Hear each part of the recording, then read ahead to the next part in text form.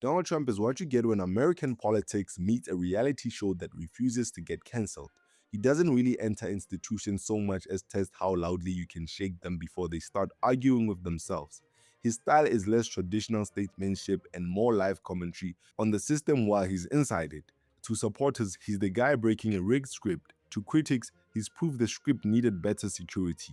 Either way, he turned political communication into something closer to a 24/7 headline generator, where seriousness and spectacle permanently share the same room, and nobody agreed on who invited either one of them. Donald Trump was born 1946 in Queens, New York City. He grew up in a wealthy real estate family under the strict guidance of his father, Fred Trump. He attended military school during his teenage years where he developed a reputation for discipline and competitiveness. Later, he studied economics at the Wharton School of the University of Pennsylvania, graduating in 1968. He joined his father's real estate business and gradually took control of its expansion. He shifted focus from outer borough housing into Manhattan developments. In the late 1970s to the 1980s, he became a public figure through large projects like Trump Tower. Branding himself as a bold dealmaker, he also began licensing the Trump name, turning it into a commercial brand. He expanded aggressively into casinos, hotels, and high-profile real estate. Atlantic City casinos like Trump Taj Mahal became central to his empire. However, over-leveraging and debt caused major financial strain.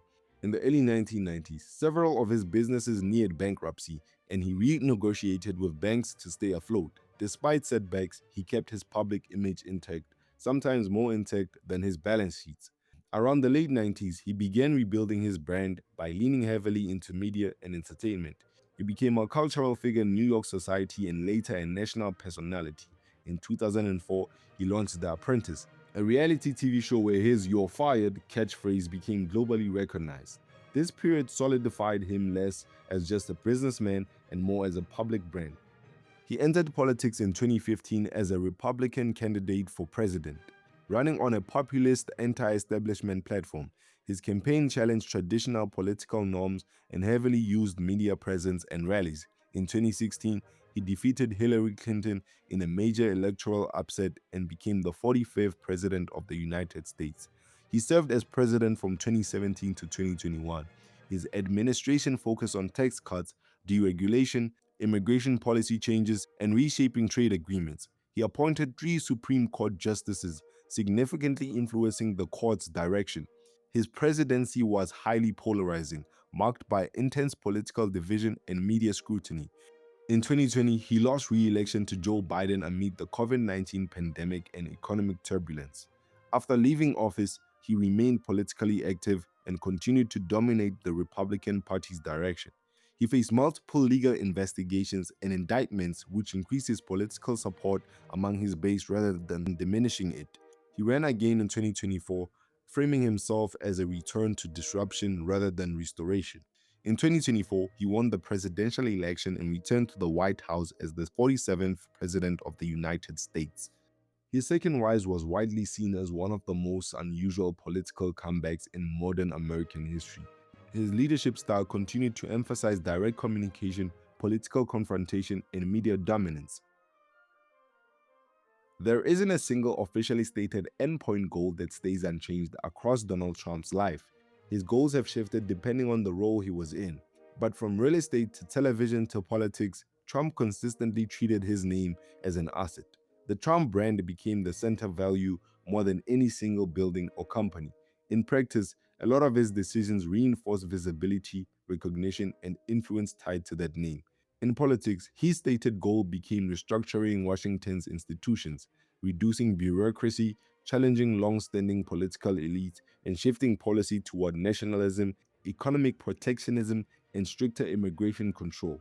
So basically, Trump has used politics, entertainment, and real estate to achieve immortality.